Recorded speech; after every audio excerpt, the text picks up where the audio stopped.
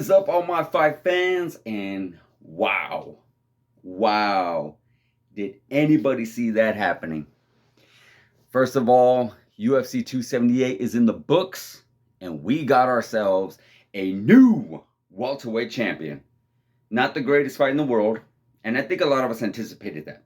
A lot of us anticipated that it was going to be a very high technical fight. We're looking for a lot of grappling, some little strikes here and there.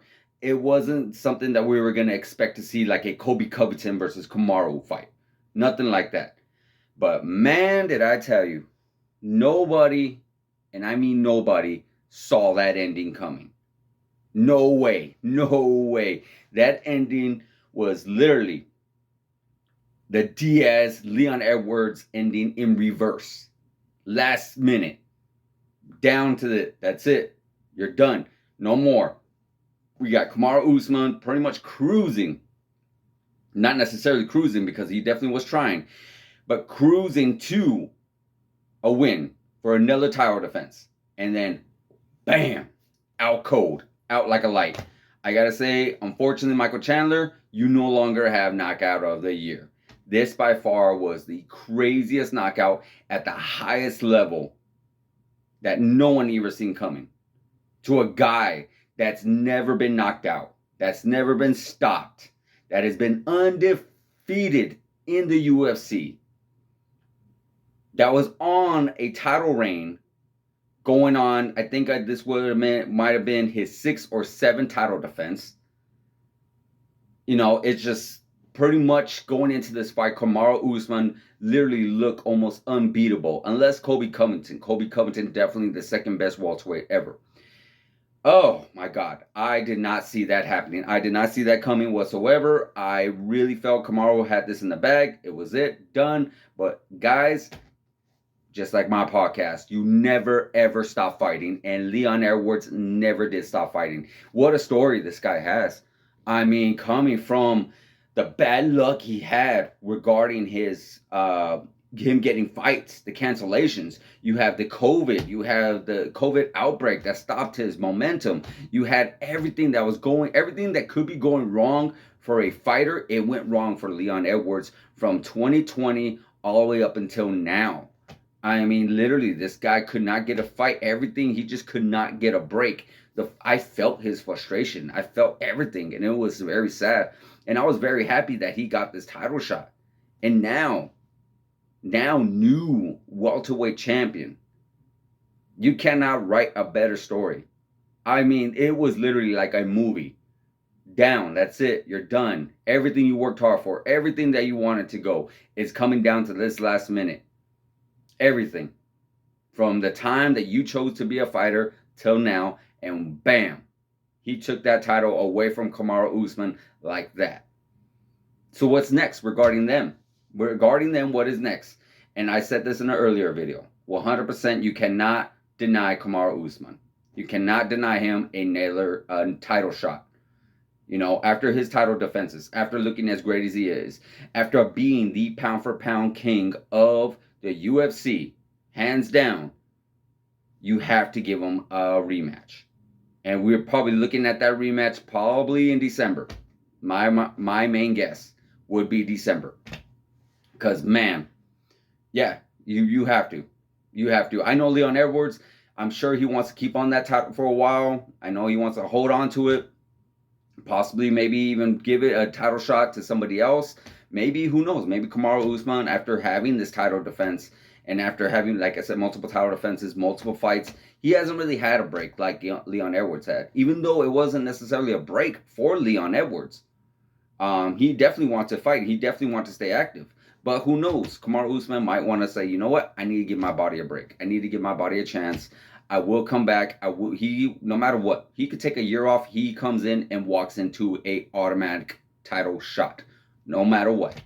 But yeah, maybe we get a chance to hear what he says. Maybe get a chance to see maybe that he wants to possibly get in there again, or he might want to take the rest of the year off and just enjoy his family time, relax, and let his body heal. Who knows? But good God, I am still in shock. I am still taken back. I have no idea. I'm sure just like you guys, coming tomorrow, we are all going to be like, damn, that just happened. Now on to the co-main event. We had Luke Rockhold versus Paulo Costa, and good God, man, I don't know what it was. I have no idea what it was. These guys went in there and left it all in the cage, but at the same time, I don't know if it was the lack of training. I don't think it was the lack of training. Forgive me for saying that, but maybe it was the altitude. But dude, after these guys went at it in that first round, they looked winded and more Luke Rockhold than Paulo Costa. Paulo Costa looked a little tired, but Luke Rockhold looked like he was sleepwalking. Still throwing some big shots, still throwing some crazy ass kicks, still throwing everything he could to stay in the fight. And I still can't believe he stood in that fight. And it was a really, really good fight. A really good fight. I enjoyed it very much. Luke Rockhold definitely looked rusty. Definitely looked like he's been away for a while, but tough.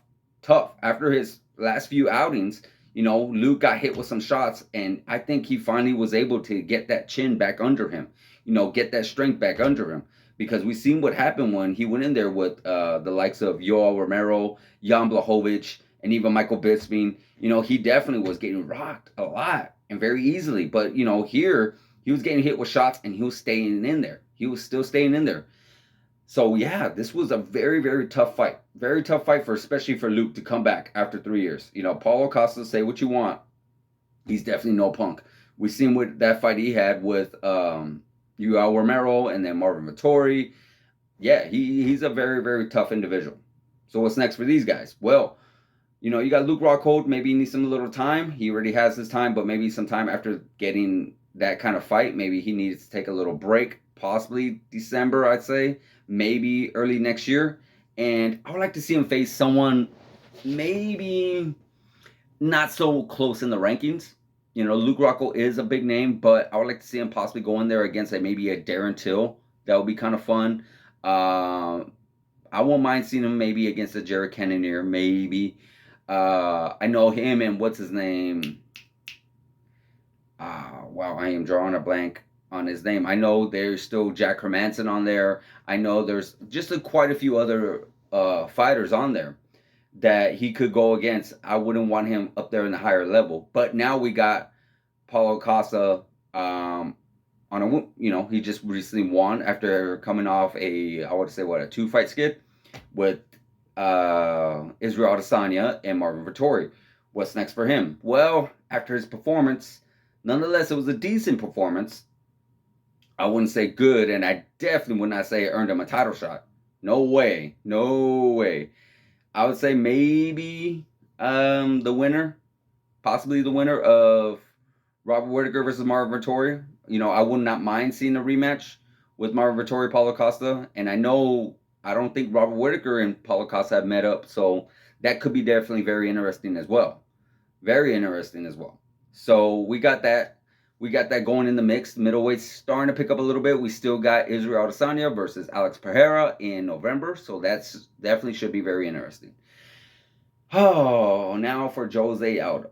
Jose Aldo, I think it's just style makes fights.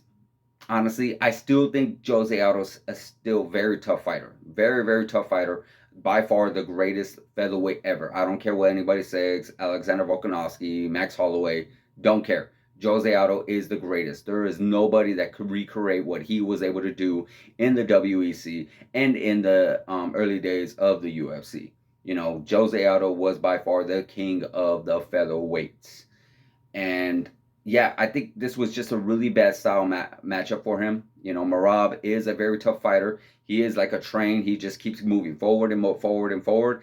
As you can see, a very high level grappler, but not high enough to get Jose down. Jose, 12 out of 12, I think it was. Takedown defense is 100%. Jose is not someone definitely very easy to take down. He's been in there with some tough fighters, high level grapplers, and yeah, Jose Aldo is by far one of the toughest fighters to ever take down. But nonetheless, wasn't the greatest fight. I know Merab is very good friends with Aljamain. They're both training partners, and I think he also mentioned that he wasn't planning on fighting Merab. Merab's not planning on fighting Aljamain, so not sure what to happen with him next. As far as him next, of course, there's no shortage on fighters. You got still coming up, Corey Sandhagen is fighting. You got obviously Peter Yan versus Sugar Shane O'Malley. Then you still got obviously Chito Vera just beat Dominic Cruz. So there's a lot of tough fights for him in the wings. Of course, there's TJ Dillashaw versus Aljamain Sterling for the title fight in October 22nd. But like I said, I don't think those two want to fight each other, Merab and Aljamain.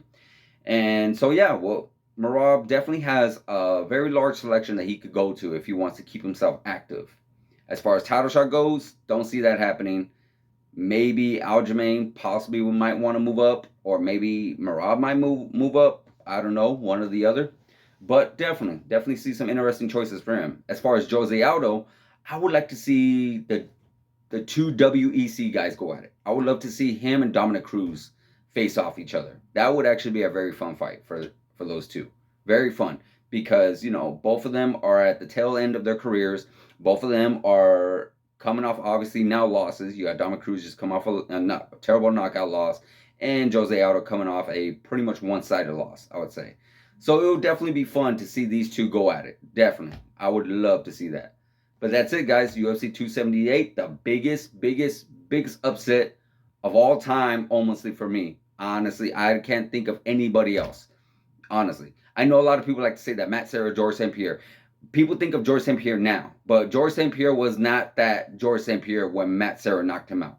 You know, George St. Pierre was a very tough fighter, a very up-and-coming fighter, you know, really notable challenger, Matt Serra, but it wasn't like he knocked out the legend George St. Pierre. So, not taking away from Matt Serra. So, it was definitely an upset. No one saw that coming. But this, Leon Edwards knocking out Kamaru Usman, I really don't think anybody in the MMA world could even anticipate or even think that was even possible to happen. The likelihood of that even happening and the way it happened, it's just, nobody. I don't care if you're even psychic, nobody would have been able to see that happening. Nobody. So to me, that is by far the knockout of the year, the comeback of the year, the upset of the century. Upset of the century. You can't give any bigger upset than that. No way. No way. But yeah, guys, UFC 278 is in the books. I can't wait to see what happens next. Can't wait to see what happens next. Like, subscribe, hit the notification button, and I'll see you guys in the next video.